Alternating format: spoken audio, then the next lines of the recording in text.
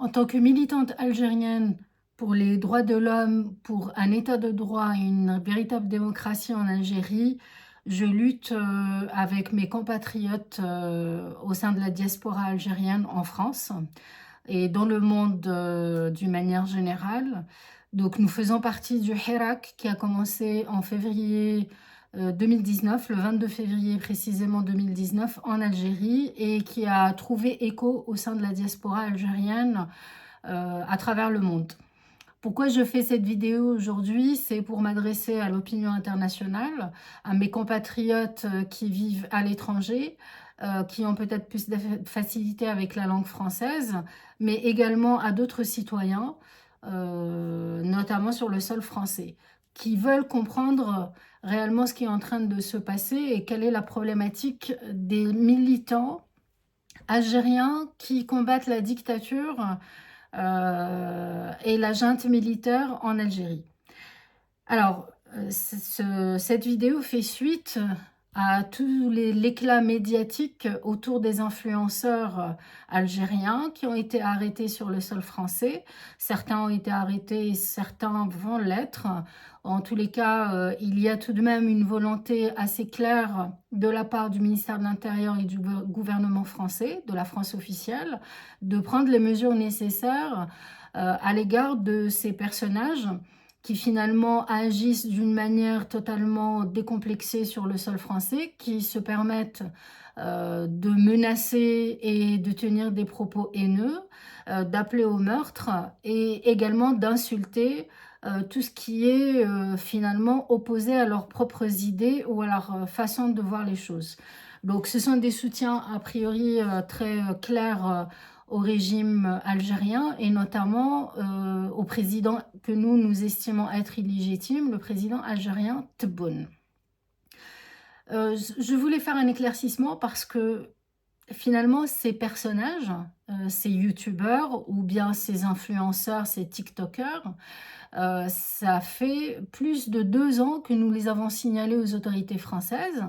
Nous, en tant que militants politiques, militants pour les droits de l'homme, nous avons déjà fait un certain nombre de signalements. Nous avons déposé certaines plaintes contre des personnages qui étaient librement admis sur le sol français, certains d'une manière légale, certains d'une manière illégale, et nous avons déposé des plaintes. J'ai fait moi-même un certain nombre de signalements de ces personnages et dont faisait partie ce fameux Ami Boualem, Tonton Boualem. Donc ce personnage qui a un compte TikTok assez conséquent avec un certain nombre de followers. Il faut savoir que ça fait déjà un certain nombre d'années qu'il a ce compte, enfin on lui ferme, on lui rouvre, etc., un compte TikTok. Et ce n'est pas la première fois qu'il appelle à la haine, qu'il insulte et qu'il menace directement des opposants politiques qui se trouvent sur le sol français. Alors, finalement, j'aimerais mettre le doigt sur le timing. Pourquoi aujourd'hui la France officielle et le ministère de l'Intérieur à sa tête, M. Rotaillot, prennent les mesures nécessaires. Avant eux, il y avait le prédécesseur Darmanin qui n'a pas pris ces mesures nécessaires. Macron, en tous les cas, depuis un certain nombre d'années, il n'a pas pris les mesures nécessaires, malgré nos signalements et malgré les plaintes, les différentes plaintes qui ont été déposées. Alors qu'aujourd'hui, il semblerait que finalement, il y a un véritable coup de fouet, hein, c'est-à-dire que là, ce sont des actions coup de poing où on arrête à tout va des influenceurs. Alors, il faut savoir que il y a un différend entre la France et l'Algérie depuis maintenant quelques mois, suite aux déclarations d'Emmanuel Macron, où il a reconnu la marocanité du Sahara occidental. Donc il faut savoir que c'est un sujet extrêmement sensible hein, pour le régime algérien. C'est finalement de ses combats principaux, hein, c'est-à-dire le Polisario, le Front Polisario, et le fait que le peuple sahraoui puisse avoir son indépendance et son autodétermination. Je ne vais pas rentrer dans les détails de cette question en particulier, mais par contre, Macron savait très bien qu'à partir du moment où il allait reconnaître la marocanité du Sahara occidental, forcément, il allait rentrer en conflit avec le régime d'Alger. Donc, voilà ce qui explique maintenant depuis quand a commencé finalement cette petite guéguerre, hein, finalement qui cache, c'est l'arbre qui cache la forêt. Et à partir de là, d'un seul coup, le ministère de l'Intérieur et le gouvernement français a commencé à s'intéresser à ce qui se passait sur son sol. Donc je vais rester dans cette vidéo sur un sujet bien particulier, celui de cet influenceur Amé Boalem, mais dans d'autres vidéos, je vais traiter plus largement sur la question de ce conflit et pourquoi maintenant. Et dans d'autres vidéos, je reviendrai sur d'autres influenceurs auxquels nous avons eu affaire, mais également sur d'autres questions, notamment la Grande Mosquée de Paris. Alors ce Boalem faisait partie d'un groupe assez important. Donc ils ont tous des noms un peu farfelus.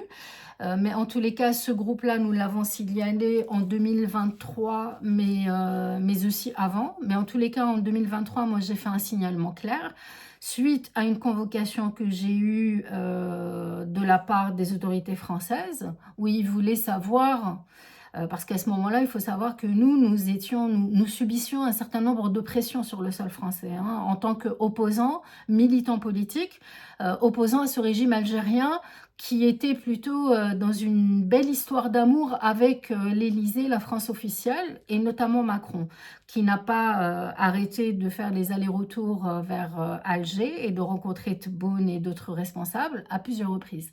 Donc nous représentions un réel problème pour la France officielle, pour Macron et pour Darmanin à cette époque-là, hein. Darmanin a également effectué plusieurs visites officielles sur le sol algérien.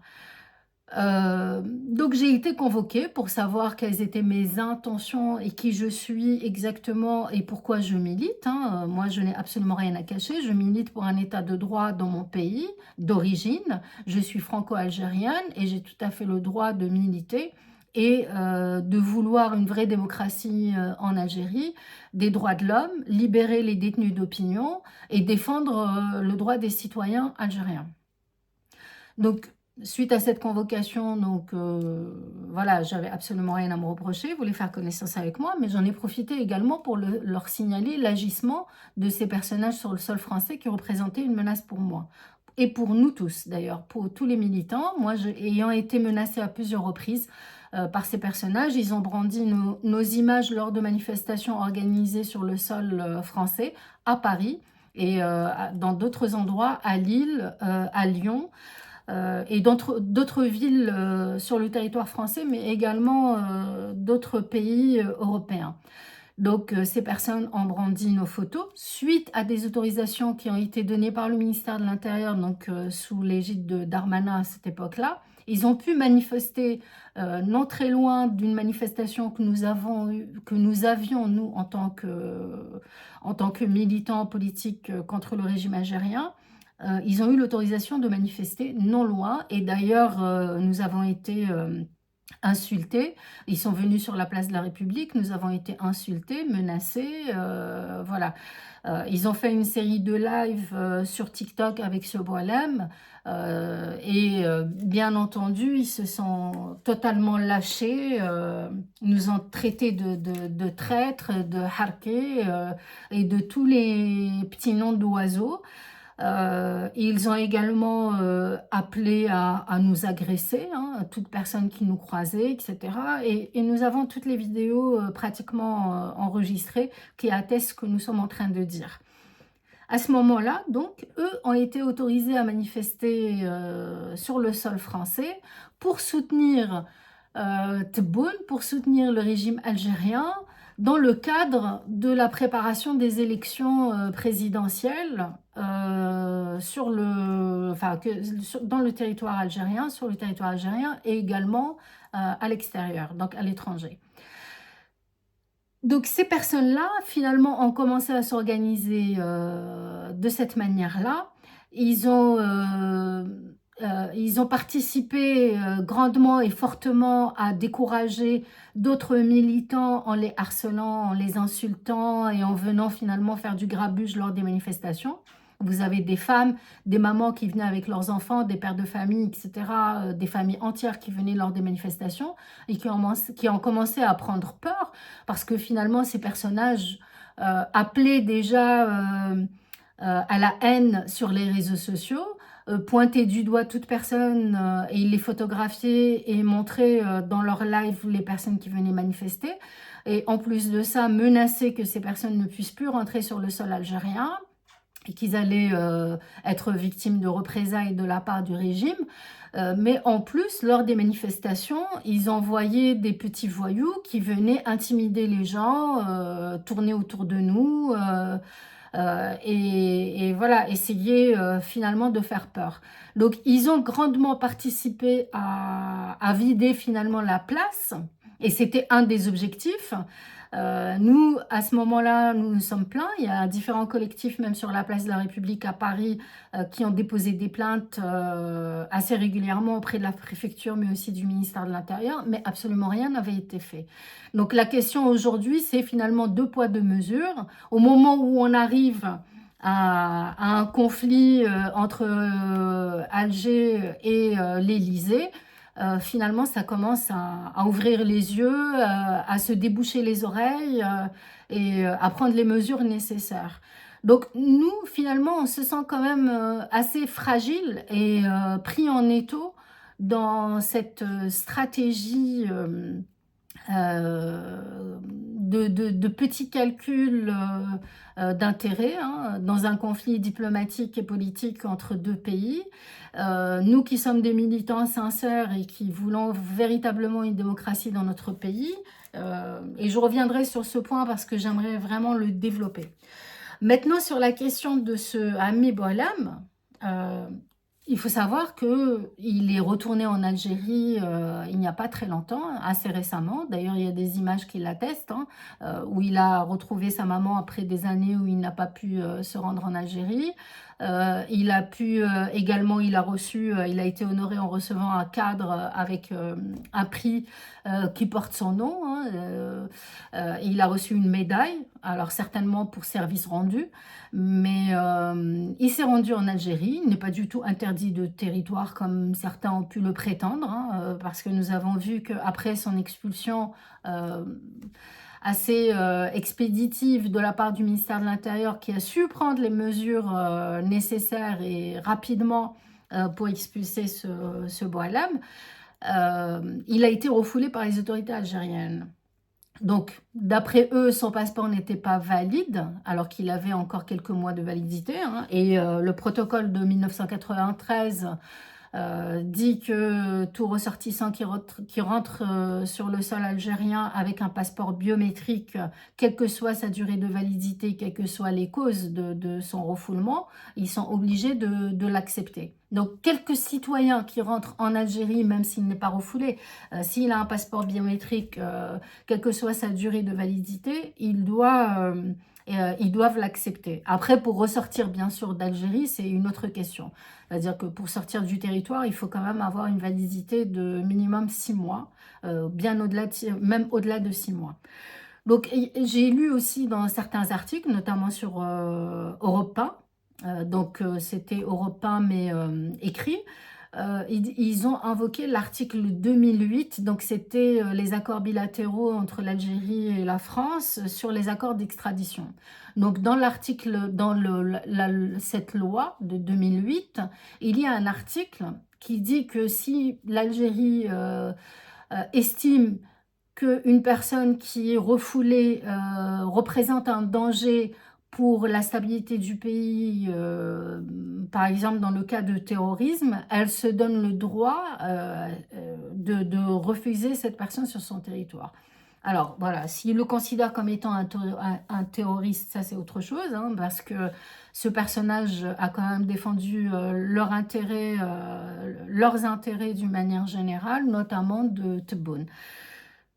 Alors moi, pour moi, ma lecture, c'est qu'ils ont refusé ce personnage non pas pour toutes ces raisons qui ont été évoquées, hein. Je pense que tout ça, ce sont des prétextes. À mon avis, ils sont quand même très embarrassés parce que finalement, qu'est-ce qu'ils vont faire de ce personnage s'il rentre sur le sol algérien? Qu'est-ce qu'ils vont en faire? S'ils le mettent en prison, ils ont une partie des personnes qui ont dit à Mitboun, Tahia al-Jazair et vive l'Algérie, et Abba al-Khawana, les Harki, etc. On va tous vous brûler pour défendre le régime algérien. Ils vont tiquer, forcément. Ils vont se dire qu'ils ont fait tout ça pour rien et qu'eux-mêmes risquent de se retrouver emprisonnés. En tous les cas, ils ne recevront aucun soutien de la part du régime algérien, ce qui pose un véritable problème, hein, parce que ces personnages, ils vont pas continuer à les défendre, ils vont perdre tout un, disons, tout un amas de personnes prêtes à les défendre, donc ça pose un problème. La deuxième chose, s'il ne l'emprisonne pas et qu'il le laisse libre, alors qu'il a menacé quelqu'un qui se trouve sur le territoire algérien, qui se trouve être un militant, un jeune militant qui s'appelle Mohamed Tajadit. Donc, Boualem, Amé Boualem, a appelé à le liquider, à le tuer, hein. Le message était clair, contrairement à ce que ses avocats ont pu dire. Le message était quand même assez clair. Et ce n'est pas la première fois qu'il le fait. Il a déjà appelé à liquider d'autres personnes, c'est-à-dire d'une manière directe ou indirecte, c'est ce qu'il a toujours fait sur TikTok, hein, il l'a toujours dit, il l'a revendiqué. J'espère en tous les cas que l'enquête démontrera que ce personnage est tout de même assez violent et assez dangereux. Et que tout son groupe, en tous les cas, représente une véritable menace pour les militants. Nous, actuellement, on ne se sent pas en sécurité face à ce genre de personnage. En tous les cas, nous n'avons pas reçu la protection nécessaire sur le sol français. Il y a eu une certaine complaisance. Et aujourd'hui, il est tout de même enfin, assez risible, ou alors, je ne sais pas si c'est risible, mais en tous les cas, moi, j'en rigole doucement, de voir tous ces fracas, tout ce mouvement autour de ces influenceurs et la volonté du ministère de l'Intérieur d'en découdre. Je ne suis pas là pour régler des comptes, je suis là simplement pour essayer de démontrer que finalement il y a des intérêts.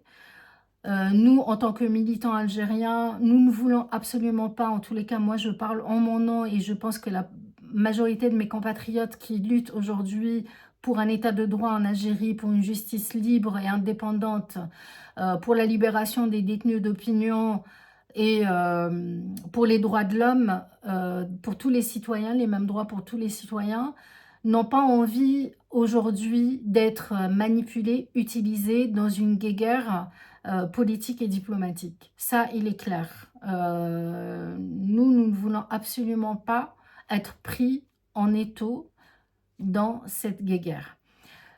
Par contre, ce que je voudrais dire, c'est que là, il y a quelque chose d'extrêmement dangereux et ce n'est pas la première fois que les Algériens sont visés et stigmatisés de cette manière-là sur le sol français. Il y a une volonté, en tous les cas, de mettre tout le monde dans le même sac parce que le mot algérien revient assez régulièrement dans les médias. Je connais des personnes, moi personnellement, qui ne sont pas forcément des militants. D'ailleurs, certaines personnes ne le sont absolument pas et qui m'ont dit leur peur et leur crainte de cet amalgame qui puisse être fait entre tous les Algériens. C'est-à-dire cette minorité agissante qui a été mise en lumière sous les projecteurs des médias.